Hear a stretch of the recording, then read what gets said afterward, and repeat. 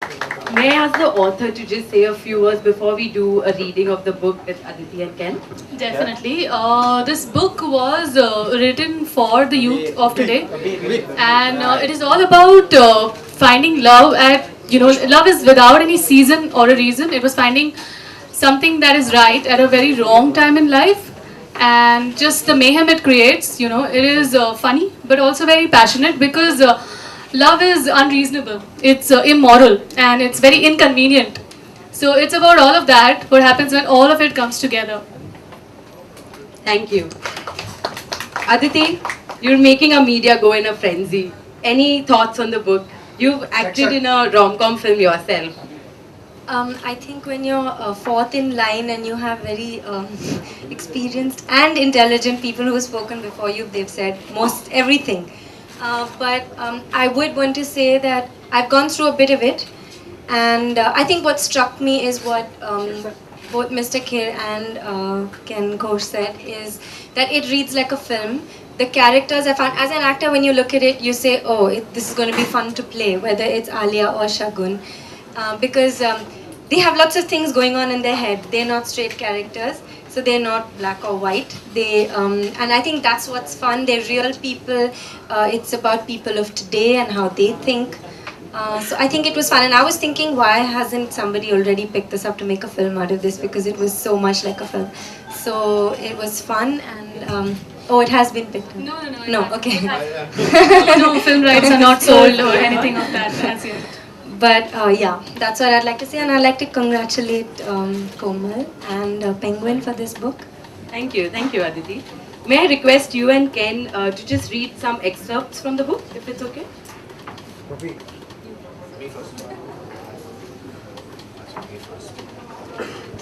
Hello, yeah.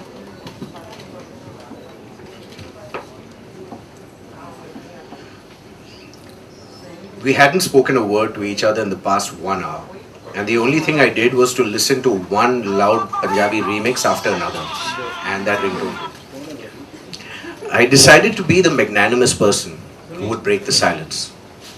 You don't have any other music? I asked him. He looked at me incredulously, like he had just realized there was someone else sitting in the car with him. Kya? He said. तुम्हारे पास कोई normal music नहीं है? I asked him. Normal meaning? This is not normal for you? He asked, looking even more surprised. Dude, if I listen to one more Punjabi remix, I'll lose it. You don't have English music? No, he said curtly. This is all I have. I had a nasty suspicion that even if he did have any other music, just to torture me, he wouldn't play it. Your music taste is just like that of a truck driver, I said. I bit my tongue and looked at him, fearing his reaction. Excuse me, he said with a scowl on his face. Just as he said that, a truck passed by, blaring the same Billo Rani song that was playing in the car earlier. I couldn't help but laugh out loud. My point exactly. Very funny, he said blandly. Truck driver music, huh? He muttered under his breath and then increased the volume by several notches. I ejected the CD and tried to browse through the various radio stations for some good music. Almost all the channels played some variant or the other of loud Punjabi music. I settled for a station that was playing old songs. What the? How can you listen to such old Pakao songs? It's better than your Billo Ranis, I replied defensively. So boring. I'll fall asleep while driving. You said I could change the music myself, so I did. Now bear with it. So, Pakao. Jesse personality, vaisa music, he taunted me. Okay, truck driver, I fought back. I wasn't going to let him ruin my trip.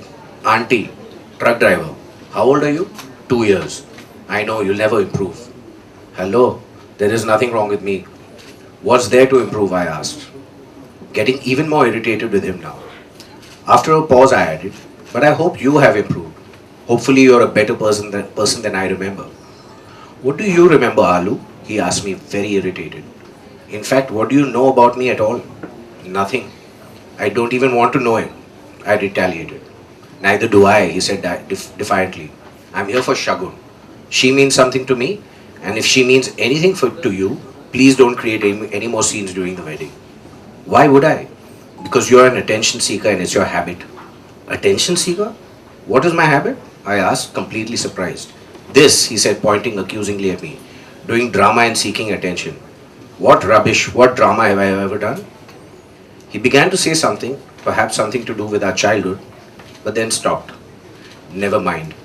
You won't get it, he said softly. Why won't I get it? What won't I get? He just started ignoring me again. Vicky, I'm talking to you. I tried to bug him with the childhood name that I'd created for him. He looked pissed at me. Shut up. Don't you dare call me by that stupid name, Moti. Dude, you can't call me Moti anymore, I yelled back. You may not be Moti, but you're still Aloo, he jibed. Unfortunately for me, a huge Aloo was what I was like when I was younger. Vicky had then twisted my nickname Aloo into Aloo, just like I had twisted his name Vicky into Vicky. Don't call me that, I said. That familiar feeling of being harassed by him began to bubble up. I can call you whatever I want, brat. You're still a brat. Really unbearable. Thank you. Thank you, Ken. Aditi?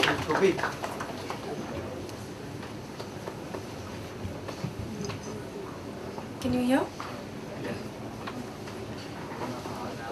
Alehya stifled a yawn again as she decided to order from the menu. Why are you yawning so much? I asked her. If you ask me, I don't think you need to lose any more weight. This waking up early will only give you dark circles. But I want to become as thin as you are, Shagun. Why this sudden obsession with looking good? I asked her suspiciously. She had changed quite a bit in the time since she got here. She liked looking good, she carried herself better, and she smiled more often. So unlike the person I'd known in the past few years. Because it's my best friend's wedding, she said sweetly, reminding me of the wedding again. Wedding, I said, getting slightly tired of it. There was just so much to do, so many expectations to manage, so many things to take care of. I'd never imagined getting married would be so much management work. Listen, about the wedding, I told Alehya. I can't say this to anyone else, but frankly, I'm getting a little tired of it. What? Why? She asked, naturally surprised. I thought getting married was like your greatest dream. Yeah, it still is, I said, trying to defend myself. I mean, I want to get married. It's just that everything leading up to it, it's just not turning out the way I imagined it would. Okay, Alehya said, obviously trying to understand where I was coming from, but not completely getting it. You know, sometimes things don't exactly go according to plan, but that's for the best. Only we don't know it is so when it's happening, she said, trying to comfort me. But what is it that you would have liked to have turned out differently, Shagun? I could imagine what a wimpy brat I would sound like if I looked at things from her end. I mean, I had everything. A nice man to get married to, a great life ahead with him, lovely parents, a dream wedding. And yet, there was something. Not quite according to plan. I was getting so worked up with everything, and yet nothing in particular. I can't put my finger on it, but, you know, I just saw things happening differently. I mean, take for example my wedding sari. I like the red one that I'd selected for myself, but halfway through the function, I'm supposed to wear the one that Vicky's parents give me. I don't want to do that. I mean, don't tell anyone, but I don't like their taste in clothes, I said, scowling at the thought of saris I'd received from them as gifts. I didn't like a single one of them. Shagun, Alehya said, even more surprised, you sound like a 5-year-old.